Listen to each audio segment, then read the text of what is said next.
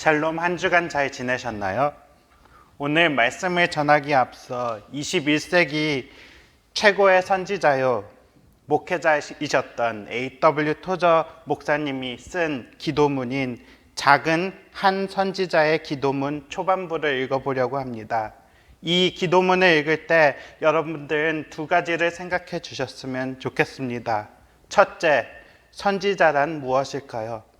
두 번째, 이사야가 과연 무슨 마음으로 사역하였을까요? 이제 기도문을 한번 읽어보도록 하겠습니다. 이 두 질문에 유의해 주시기를 바랍니다. 오 주님, 저는 주님의 음성을 듣고 두려웠습니다. 중대한 위기 때에 주님은 저에게 거룩한 일을 맡기려고 부르셨습니다. 주님은 흔들릴 수 없는 것들만 남도록 만국과 온 땅과 하늘을 뒤흔드실 것입니다. 오 주님, 나의 주님, 아론처럼 하나님에게 부름받은 자들이 아니고서는 주님의 종이 되는 영광을 스스로 취할 수 없습니다. 주님이 저에게 안수를 허락하신 것은 마음이 완악하고 듣는 것이 더딘 자들에게 복음을 전하도록 하기 위함입니다.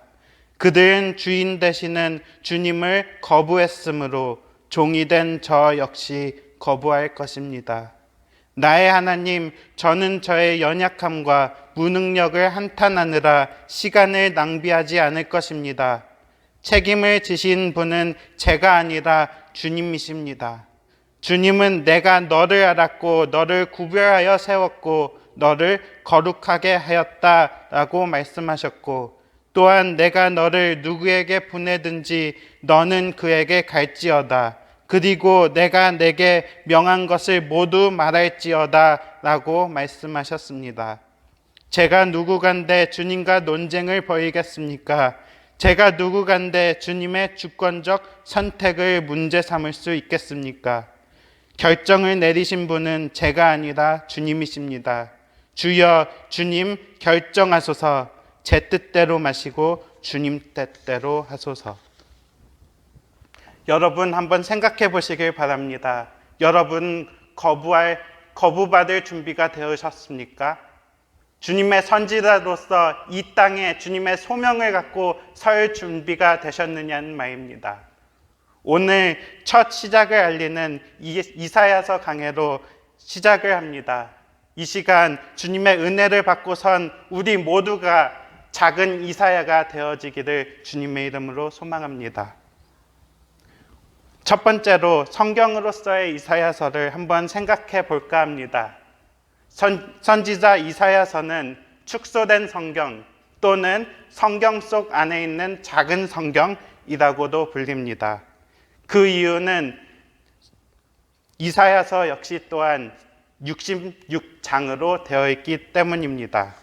전반부 1장에서부터 39장은 구약 권수와 똑같고 하나님의 심판을 강조하고 있습니다. 그러나 그 후반부는 40장에서부터 66장 신약 성경 권수와 같은 27장으로 하나님의 자비와 하나님의 위로를 강조하고 있습니다. 그렇습니다. 이사야는 하나님의 심판과 동시에 하나님의 자비와 위로, 그리고 장차 나타나실 고난의 종인 예수 그리스도를 예언하고 있는 것입니다. 두 번째로 우리 사람으로서의 이사야를 한번 생각해 볼까요? 선지자 이사야는 약 주전 700년에 사역하였던 선지자로서 요시야, 요담, 아하스, 히스기야, 므낫세 이렇게 4명의 왕의 통치 기간에 사역하였던 선지자였습니다. 이제 설교 본문으로 돌아가 보겠습니다. 오늘의 설교는 크게 3가지 소제목으로 나누어지게 될 것입니다. 첫째, 부르심의 전제 조건, 즉 하나님께서 부르시기 전에 하신 것이 있다는 사실입니다. 이 전제 조건 또한 2가지로 나뉘어지게 됩니다. 첫째, 하나님께서는 부르시기 전에 이스라엘의 상태를 우리에게 상기시켜 주십니다. 왜 이사야서는 6장에 와서야 부르심을 받는 장면이 나오는 걸까요? 1장에서부터 6장은 과연 무슨 의미가 내포되어져 있는 것일까요? 하나님께서는 1장에서부터 6장까지 이스라엘의 타락 상태와 부패 상태를 이사야에게 보여주십니다.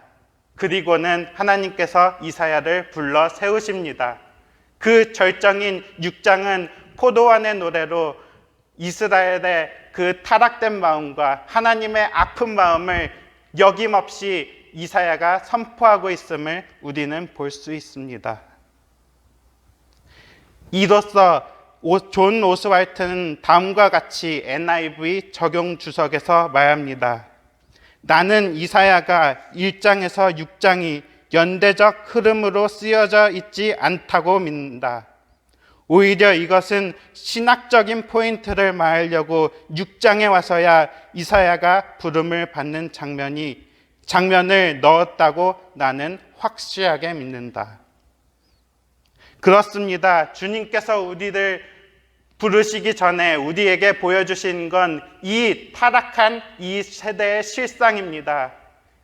주위를 한번 둘러보십시오. 러시아에선 무슨 일이 일어나고 있습니까? 캐나다에선 무슨 일이 일어나고 있습니까? 미국에서는 무슨 일이 일어나고 있느냐는 말입니다. 이 세상은 동성애로 타락되어지고 타락되어져 갑니다. 또한 한국에서는 많은 사람들이 아파하고 신음합니다. 살인사건이 일어나지고 이 세상 방방곡곡에서는 부모가 아이들을 죽이고 또 아이들이 부모를 죽이는 그러한 말도 안 되는 사실이 우리에게 뉴스거리로 회자되고 있습니다.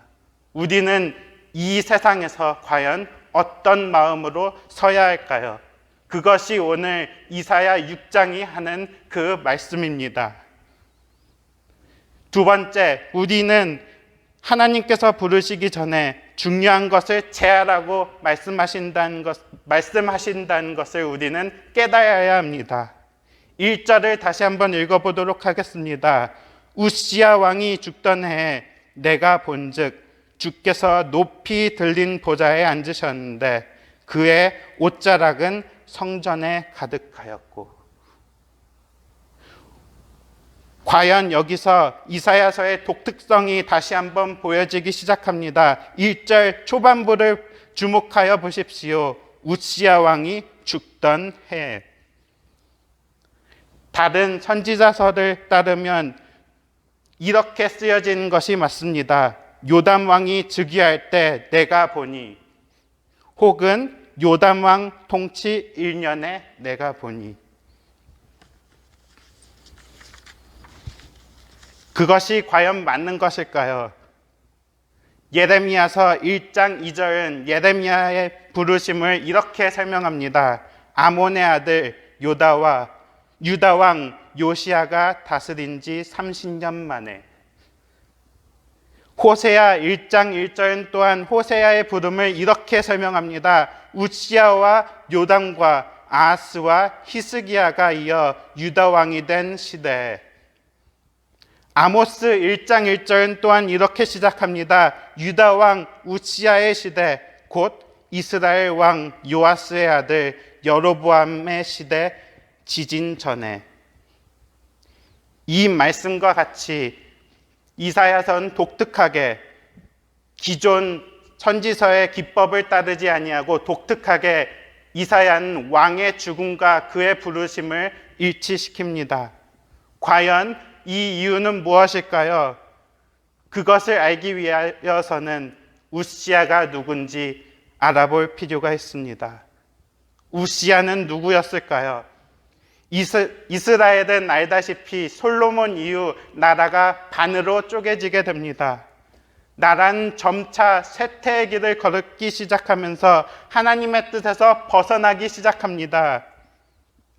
그러나 우시야 시대가 되고서야 나서 우시야 왕은 다시 하나님의 주권으로 말미암아 잃어버렸던 모든 영토를 대부분 되찾았고 두 개의 중심적인 무역 항로였던 두 곳을 다시 되찾습니다. 우시야 왕은 그야말로 그 시대의 히어로, 이스라엘에게는 히어로였습니다. 그러나 이사야는 이렇게 선포합니다. 우시야 왕이 죽던 해. 과연 이 뜻은 무엇일까요? 그렇습니다. 하나님은 우리에게 명령하십니다. 우시야는 반드시 죽어야 한다. 여러분, 인간을 의지하지 마십시오. 그러고 인간을 의지하지 않을 때 하나님을 보십시오. 하나님께서 영적인 시야를 열어주실 것입니다. 이사야에게 1장에서부터 6장까지 하셨던 것처럼 말입니다. 하나님께서는 부패한 세상을 바라보게 하시고 영적인 눈을 열어 하늘을 바라보게 하실 것입니다. 그렇습니다. 다시 한번 강조합니다. 우시야는 반드시 죽어야 하나님을 볼 수 있게 될 것입니다. 우리의 마음의 보좌엔 과연 누가 앉아 계신가요? 여러분 스스로에게 한번 대답해 보시기 바랍니다. 이와 관련하여 성전이라는 단어는 헤칼인데 하나님의 왕권을 나타낼 때 사용한 용어로 사용되어집니다. 또한 하나님은 이 세상을 사랑하지 말라고 우리에게 말씀하십니다. 요한일서 2장 15절, 이 세상이나 세상에 있는 것들을 자랑치 말라. 누구든지 세상을 자랑하면 아버지의 사랑이 그 속에 있지 아니하니. 우리는 이 세계에서 눈을 떼야 합니다. 그러고 영원히 계신 하나님, 영원히 살아계신 그분, 역사의 주관자 하나님을 바라보아야 합니다. 그리고 기도합시다. 하나님의 영광이 다시 이 땅에 임하도록 말입니다. 하나님의 주권 사역이 이 세상에 임하도록 말입니다. 우리의 마음을 하나님께로만 고정시킵시다. 어떤 인간이 되어서는 안 됩니다. 오직 하나님께로만 우리의 시선을 집중해야 한다는 말입니다. 둘째, 하나님의 부르심. 드디어 이제 하나님께서 그의 거룩하심을 보이시면서 이사야를 부르시기 시작합니다. 그리고 우리에게 이사야를 통하여 하나님의 거룩하심을 3번이나 강조하여 보여주십니다. 과연 거룩함이라는 단어는 무엇일까요? 2018년, 그러니까 3년 전에 코로나 시대 이전에 저는 한 사건을 기억하지 않을래야 할 수 없습니다. 왜냐하면 저에게 가장 중요한 한 사건이 일어났기 때문입니다. 부끄럽기도 하지만 하나님께서는 저에게 하나님의 거룩함이 무엇인지 그때 똑똑히 알려주셨습니다. 때는 10월 17일 저의 생일이었습니다. 교회 청년부와 3명이서 아이케아를 가서 구경을 하고 밥을 먹고 돌아오는데 버스를 타고 또한 걸어와 보니 집에 얼마 도착되지 않은 상태에서 주머니와 가방을 체크해 보니 지갑이 없는 것이었습니다. 전 사방을 전화하고 마음을 급조리며 지갑이 어디 있는지 생각하고 또 생각하는 진땀나는 시간을 보냈었습니다. 그러나 하나님께서 수요 예배 때 저에게 말씀하신 것이 하나 있었습니다. 하나님께서는 기도 중에 이렇게 말씀하셨습니다. 중구야, 나는 일부러 너의 지갑을 잊어버리게 만들었다. 하나님은 나에게 말씀하시기를 사람들은 잊어버린 것을 깨닫기 전까지는 아주 중요한 것을 잊어버렸다는 것을 알지 못한단다. 이 지갑은 바로 사람들이 잊어버린 줄도 모르고 살아가는 그 거룩함을 상징하는 것이고, 너가 힘들게 유니언 스테이션까지 갔다 온 것은 바로 사람들도 거룩함을 잊어버리면 그것을 되찾기 위해 머나먼 여정길을 가야 한다는 거란다. 즉, 거룩함으로 돌아가는 길은 누구에게나 험난하다는 것을 너에게 알려주고 싶어서 이러한 경험을 시킨 거란다 라고 주님께서는 말씀하셨습니다. 여러분 안에 하나님의 거룩하심이 살아 있습니까? 여러분 안에 하나님께서 임재하고 계시냐는 말입니다. 여러분 거룩함을 잊지 않도록, 저와 같은 실수를 반복하지 않도록 여러분 주의하면서 기도하시면서 하나님의 임재를 구하십시오.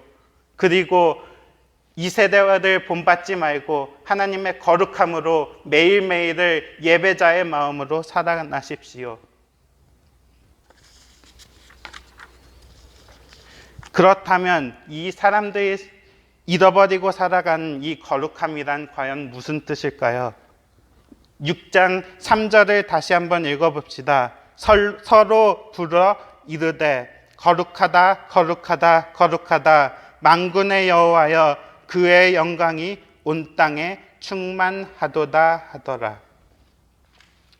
유명한 신학자 웨인 그루뎀은 하나님의 거룩성을 이렇게 정의합니다. 하나님은 죄에서 분리되어 있는 존재이며 스스로 영광을 구하는데 전념하는 분이다. 또한 거룩함은 순결 또는 헌신됨이라는 뜻도 있는데, 이것은 하나님께서 거룩하시고 우리는 그렇지 못하다는 것을 보여준 단적인 예가 됩니다. 또한 카도스란 히브리어는 A를 B로부터 떼어내다 라는 뜻이 있는데, 이것은 완전 분리된, 야채를 썰 때 야채를 왼쪽으로 밀고 분리시키는 그러한 분리됨이라는 뜻을 가지고도 있습니다. 여러분, 다른 단적인 예를 한번 들어볼까요? 물과 기름을 똑같은 컵에 넣고 유리잔에 비추어 보면 어떻습니까? 그렇습니다. 물하고 기름은 절대 섞이지 않습니다. 그것과 같이 우리와 거룩함은 거리가 먼 것입니다. 우리의 타락성 때문입니다. 좀 더 깊이 들어가 볼까요? 루돌프 오토는 유명한 종교학자인데 그 거룩함을 미스테리룸 트레멘둠, 즉 두려운 신비로 번역합니다. R.C. 스프롤은 그의 책 하나님의 거룩하심에 이렇게 설명합니다. 두려움이라고 불리는 이유는 거룩함이 우리 안에 불러일으키는 두려움 때문이다. 거룩함은 우리를 두렵게 만든다. 우리는 피가 얼어붙는 것 같거나 온몸이 소름이 돋는다와 같은 표현을 사용한다. 우리는 거룩한 것에 대해 복잡한 감정을 느낀 경향이 있다. 우리는 거룩한 것에 매료되기도 하고 강하게 반발하기도 한다. 우리는 거룩한 것에 가까이 다가오고 싶어 하면서도 동시에 멀리 도망치고 싶어 한다. 우리 안에 거룩한 것을 열망하는 감정과 혐오하는 감정이 함께 존재한다. 우리는 거룩한 것과 더불어 살 수도 없고 또 그것 없이도 살 수 없다. 우리는 또한 여기서 깨달아야 할 것이 한 가지 있습니다. 거룩함이 계시될 때 우리는 얼마나 죄가 있고 우리의 생명이 얼마나 위험에 처한지를 알아야 한다는 사실입니다. 이 사실은 이사야는 과연 어떻게 설명하고 있을까요? 하나님께서 그의 거룩하심을 이사야에게 보여주신 후에 이사야는 즉시 망설임도 없이 이렇게 선포합니다. 화로다 나여 망하게 되었도다. 그렇습니다. 하나님의 거룩함을 보면 우리는 망할 수밖에 없는 존재가 됩니다. 모세와 욥은 비슷한 경험을 한 것으로 성경은 기록되어 있습니다.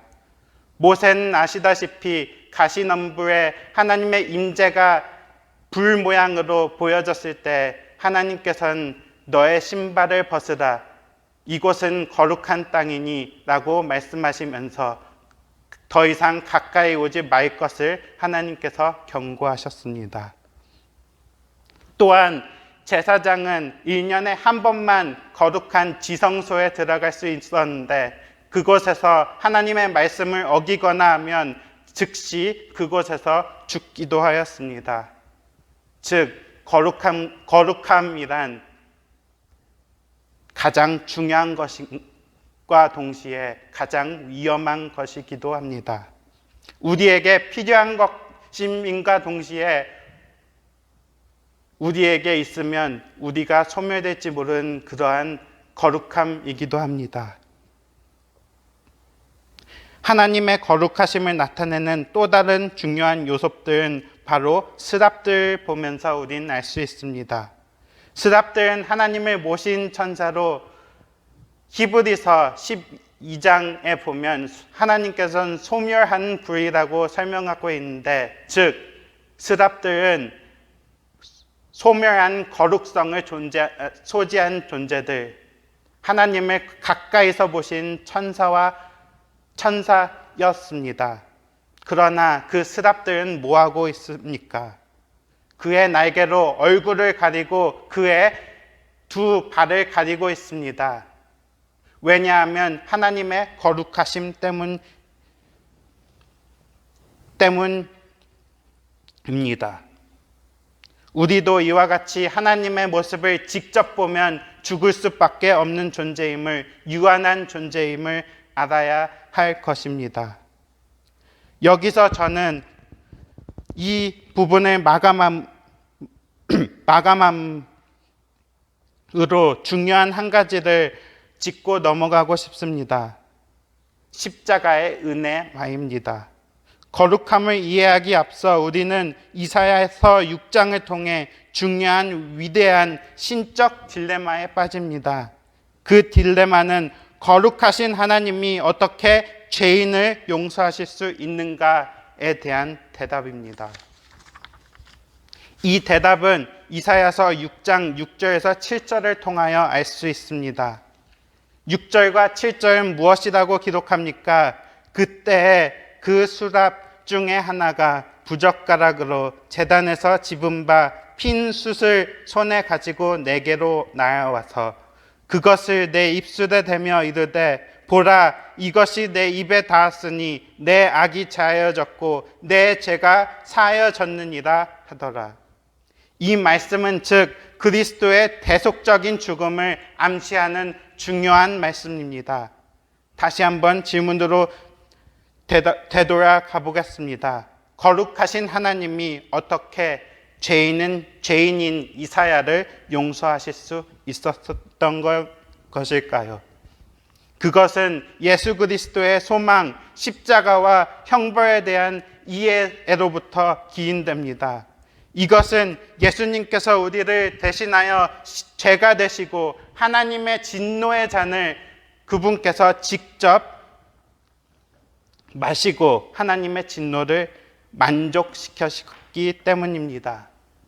갈라디아서는 이 위대한 진리에 대하여 이렇게 기록합니다. 그리스도께서 우리를 위하여 저주받은 바 되사 율법의 저주에서 우리를 속량하셨으니 기록된 바 나무에 달린 자마다 저주 아래에 있는 자라 하였습니다. 여러분 잠깐 눈을 감아 보실까요? 눈을 감으시고 상상해 보십시오. 그리고 겟세마네의 예수님을 상상해 보십시오. 예수님께서는 산에 혼자 계시면서 한복판에서 기도하시기 시작합니다. 때는 저녁입니다. 하나님께서 이 고통을 저에게 제하여 주십시오 라고 기도하시기 시작합니다. 예수님께서 갈보리에서 나의 하나님 어찌하여 나를 버리셨나이까 라고 외쳤을 때 스프롤 박사는 성부 하나님께서 이렇게 대답하셨다고 말씀하십니다. 여호와 하나님이 너를 정죄하신다. 여호와께서 내게 저주와 혼란과 책망을 내리사 망하며 속히 파멸하게 하실 것이며 여호와께서 또 너를 미치는 것과 전신병으로 너를 치리니 맹인이 어두운 데서 더듬는 것과 같이 내 백주에도 더듬고 너를 구원할 자가 없을 것이며 여호와께서 너를 망하게 하시며 멸하시기를 기뻐하리니 내 땅에서 뽑힐 것이요 내 성읍에서 저주를 받으며 들에서도 저주를 받을 것이요 내가 들어와도 저주를 받고 나가도 저주를 받으리라. 내 머리 위에 하늘은 놋이 되고 내 아래는 땅은 철이 되며 모든 민족 중에서 내가 놀림거리와 속담과 비방거리가 될 것이다. 여러분, 십자가를 진지하게 생각하십시오. 십자가는 장신구나 아이스크림 위에 올리는 체리가 아닙니다. 그것은 하나님의 위대하신 큰 생각, 즉 하나님의 위대한 모든 속성들이 하나로 뭉쳐진 그곳이 바로 십자가였던 것입니다. 6절과 7절 그 수치 이사야에게 또 다른 우리의 소망이 되는 다른 방면을 볼 수가 있습니다. 이것은 또 다른 의미가 있습니다. 여태껏 율법에서는 인간이 무엇을 해야만 거룩함을 이룰 수 있다고 기록되어 있었습니다. 바로 그 단적인 예가 제사가 되죠. 그러나 이제부터 하나님께서 거룩하심을 부여해 주시겠다고 약속하십니다. 세 가지 방면에서 말입니다. 오늘 본문 이사야 6장에 나오는 숫이 바로 그 단적인 예가 됩니다. 불타는 숫은 이사야를 정결하게 만듭니다. 일반적으로 불교한 것을 만지면 그 사람도 동시에 불교한 것으로 정가가 됩니다. 그러나 우린 이제 반대로 또 가능하다는 것을 이사야를 통하여 우린 배울 수가 있습니다. 바로 그 거룩하고 정결한 숫이 이사야를 만지자 그 의로움이 이사야에게 전가되는 의의 전가를 말이죠. 두 번째 예가 있습니다. 바로 에스겔이 본 환상입니다. 에스겔이 본 환상, 즉 에스겔은 성전에서부터 물줄기가 흘러나와 그것이 강이 되고 그것이 바다로 들어가 사막이 푸른 나무가 되고 숲이 되는 위대한 환상을 보여줍니다. 하나님께서. 그것이 바로 하나님께서 거룩함을 선사하는 그러한 방법으로 두 번째 이그젬플이 됩니다. 세 번째, 여러분도 잘 아시다시피 예수님이 바로 그 예가 되셨습니다. 예수님께서는 죽은 나사로를 일으키셨으며 와인을 물로 바꾸셨고 예수님께서는 많은 아픈 사람들을 치유하셨습니다. 바로 그것입니다. 하나님께서 법적으로 의롭게 하신다는 것, 그것이 칭의라는 단어의 설명입니다. 오늘 마지막으로 살펴보고 싶은 것은 부르심의 결과입니다. 오늘 읽진 않았지만 이사야서 6장 9절에서 13절까지를 새 번역 성경으로 읽어드리도록 하겠습니다. 그러자 여호와께서 말씀하셨다. 너는 가서 이 백성에게 너희는 계속 들어도 깨닫지 못하고 계속 보아도 알지 못한다고 말하라.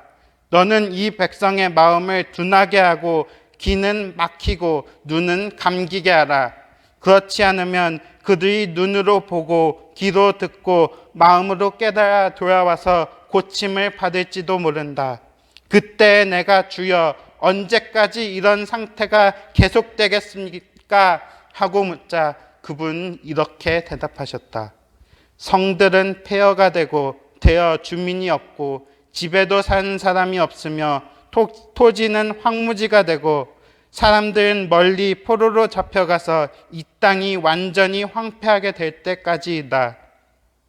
그러나 10분의 1은 살아남을 것이다. 비록 그것이 다시 소멸될지라도 밤나무나 상수리나무가 잘리면 구루터기 남아있듯이 이 땅의 거룩한 씨는 그 구루터기처럼 남아있을 것이다. 오늘 마지막으로 짧지만 꼭 말씀드리고 싶은 말씀이 있습니다. 하나님의 부르심의 결과는 때로는 무거운 것이요 우리의 십자가를 지는 것이라는 것을 예수님께서는 이렇게 말씀하신다는 사실 말입니다. 누구든지 자기 십자가를 지고 나를 따르지 않는 자도 능히 내 제자가 되지 못하리라. 누구든지 나를 따라오려거든 자기를 버리고 제 십자가를 지고 따르리라. 예수님은 또한 요한복음 12장 39절에서 그의 백성들이 말 안 듣는 것을 단적으로 보여주시면서 예수님께서는 이렇게 말씀하십니다. 그들이 믿지 못한 것은. 이사야도 이렇게 살았습니다. 하나님의 말씀을 전하다가 6장 9절이 이루어졌다는 것을 알았을 것입니다. 왜냐하면 히브리서 11장 37절에서 이사야가 톱을 켜는 죽임을 당하였다고 말씀하고 있었기 때문입니다. 이를 이해하기 위해서는 배경 이야기를 알아야 합니다. 어느 날 히스기야를 이어서 왕이 된 므낫세는 유다의 가장 악한 왕으로 평가를 받습니다. 히스기야가 이루어 놓은 종교개혁을 뒤집어 엎기 시작합니다. 성전에 이방 우상들을 데리고 오고 백성들을 강제로 이방 신들에게 절하게 하고, 또한 이사야가 하나님의 말씀을 전하자 그는 그를 핍박하기 시작합니다. 하루는 므낫세 왕에게 이사야가 말씀을 전하자 그를 핍박하는데 이사야는 숲속으로 숨어 도망하게 됩니다.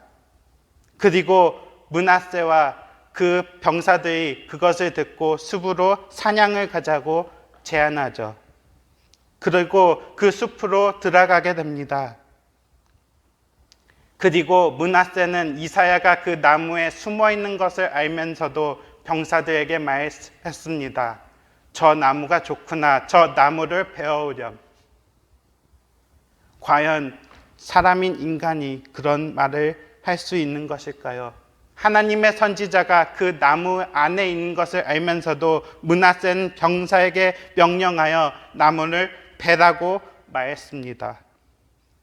이와 같이 여러분, 하나님의 부르심을 가볍게 듣지 마십시오. 진지하고 무겁게 받으십시오. 하나님께서는 어떤 방식으로든 여러분들을 사용하실 것입니다. 그리고 우리는 하나님의 나라가 임한 것을 두 눈으로 목도하게 될 것입니다. 말씀을 마무리하면서 아까 서론에서 읽어드린 A.W. 토저가 쓴 작은 한 선지자의 기도문 후반부를 읽어드린 것으로 말씀을 마무리해 볼까 합니다. 선지자들과 사도들의 하나님이시여, 제가 하나님을 높이면 하나님께서 저를 높이실 것입니다.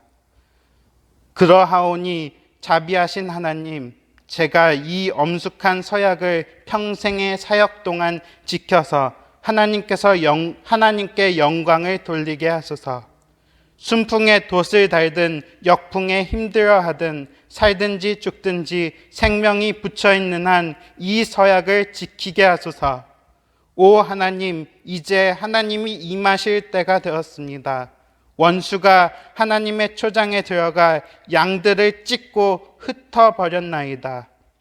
그렇지만 양들이 위험하지 않다고 주장하는 거짓 목자들이 너무 많습니다. 그들은 하나님의 양떼에게 닥치는 위험을 무시합니다. 이런 사꾼들에게 속은 양들은 가엾게도 그들을 열심히 따르지만 그러는 동안 늑대가 양들을 죽이고 멸망시키기 위해 다가옵니다. 하나님이시여 구하오니 제가 원수의 접근을 감지할 수 있는 지혜를 주소서. 제가 본 것을 성실히 전하도록 제게 용기를 주소서. 저의 음성이 주님의 음성을 담게 하소서. 그리하시면 심지어 병든 양들도 저를 통해 주님의 음성을 듣고 주님을 따를 것입니다. 이것이 이사야의 마음이었을 것입니다. 또한 이 시대를 살아간 우리의 하나님을 통한 부르심 그 마음과도 똑같을 것입니다. 이 말씀을 붙잡고 살아가시는 여러분 모두가 되기를 주님의 이름으로 축원합니다. 이 시간 설교 찬양인 주님께 돌아가서 찬양하시고 기도하는 시간을 갖도록 하겠습니다.